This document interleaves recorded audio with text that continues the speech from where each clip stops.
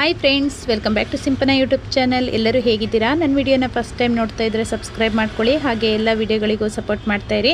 ನಾನಿವತ್ತು ಕ್ಯಾಬೇಜ್ ಪಲ್ಯ ಹೇಗೆ ಮಾಡೋದು ಅಂತ ಹೇಳಿ ತೋರಿಸ್ತಾ ಇದ್ದೀನಿ. ನಾನಿಲ್ಲಿ ಫಸ್ಟಿಗೆ ಒಂದು ಪ್ಯಾನ್ ತೊಗೊಂಡಿದ್ದೀನಿ. ಪ್ಯಾನಿಗೆ ಜೀರಿಗೆ, ಸಾಸಿವೆ, ಹಾಗೆ ಕಡಲೆಬೇಳೆ, ಸ್ವಲ್ಪ ಬೇವಿನ ಸೊಪ್ಪು, ಹಾಗೆ ತುರಿದು ಇಟ್ಕೊಂಡಿರುವಂಥ ಸ್ವಲ್ಪ ಶುಂಠಿ, ಹಾಗೆ ಒಂದು 4 ಹಸಿಮೆಣಸಿನ್ಕಾಯಿ ಹಾಕ್ಕೊಂಡು ಫ್ರೈ ಮಾಡ್ಕೊಳ್ಬೇಕು. ಮೆಣಸಿನ್ಕಾಯಿ ಫ್ರೈ ಆದಮೇಲೆ ನಾನಿಲ್ಲಿ 1 ಬೌಲಷ್ಟು ಈರುಳ್ಳಿ ತೊಗೊಂಡಿದ್ದೀನಿ. 1 ಬೌಲು ಅಂದರೆ 1.5 ಈರುಳ್ಳಿಯಷ್ಟು ಆ್ಯಡ್ ಮಾಡ್ಕೊಳ್ತಾ ಇದ್ದೀನಿ. ಹಾಕ್ಕೊಂಡು ಚೆನ್ನಾಗಿ ಫ್ರೈ ಆಗಬೇಕು. ಇದನ್ನು ಪಲ್ಯನ ತುಂಬ ಈಸಿಯಾಗಿ ಮಾಡ್ಕೊಳ್ಬೋದು, ಅಂದರೆ ಕಾಳುಗಳನ್ನ ನೆನೆಸಿ ಕೂಡ ಮಾಡ್ಕೊಳ್ಬೋದು. ನಾನಿಲ್ಲಿ ಸಿಂಪಲಾಗಿ ದಿಢೀರ್ ಅಂತ ಒಂದು 10 ನಿಮಿಷದಲ್ಲಿ ಹೇಗೆ ಮಾಡೋದು ಅಂತ ಹೇಳಿ ತೋರಿಸ್ತಾ ಇದ್ದೀನಿ.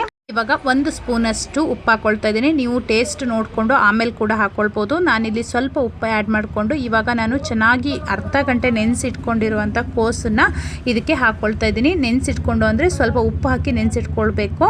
ಹಾಗೆ ಸ್ವಲ್ಪ ಅರಿಶಿನ ಪುಡಿ ಹಾಕಿ ಚೆನ್ನಾಗಿ ತಿರುಗಿಸ್ಕೊಂಡು ಇವಾಗ ನಾನು 1 ಬೌಲಷ್ಟು ಕಾಯಿ ಹಾಕ್ಕೊಳ್ಬೇಕು. ಕಾಯಿ ಹಾಕ್ಕೊಳ್ಳೋದ್ರಿಂದ ಟೇಸ್ಟ್ ಚೆನ್ನಾಗಿರುತ್ತೆ ಪಲ್ಯದ್ದು. ಹಾಗೆ ನಾನು ನೀರು ಆ್ಯಡ್ ಮಾಡಲ್ಲ, ಹಾಗೆ ನಾನು ಒಗ್ಗರಣೆಲೆ ಬೇಯಿಸ್ತಾ ಇದ್ದೀನಿ. ನೋಡಿ, ಇವಾಗ ಸ್ವಲ್ಪ ನೀರು ಬಿಟ್ಟಿದೆ ಅಲ್ವಾ, ನೋಡಿ ಇವಾಗ ಸ್ವಲ್ಪ ನೀರನ್ನು ಹಾಕ್ಕೊಳ್ಬೇಕು ಅಂದರೆ ಹಾಗೆ ಸುರ್ಕೊಳ್ಳೋದಲ್ವ. ನಾನು ಹಾಗೆ ಕೈಯಲ್ಲಿ ತೊಗೊಂಡು ಸ್ವಲ್ಪ ಚುಮುಕ್ಸ್ತಾ ಇದ್ದೀನಿ. ಜಸ್ಟ್ ನಾವು ಅದೇ ಆವಿಲೇ ಇದನ್ನು ಬೇಯಿಸ್ಕೊಳ್ಬೇಕು, ಆವಾಗ ಟೇಸ್ಟ್ ಚೆನ್ನಾಗಿರುತ್ತೆ. ನೋಡಿ ಇವಾಗ ಎಷ್ಟು ಚೆನ್ನಾಗಾಗಿದೆ ಅಂತ.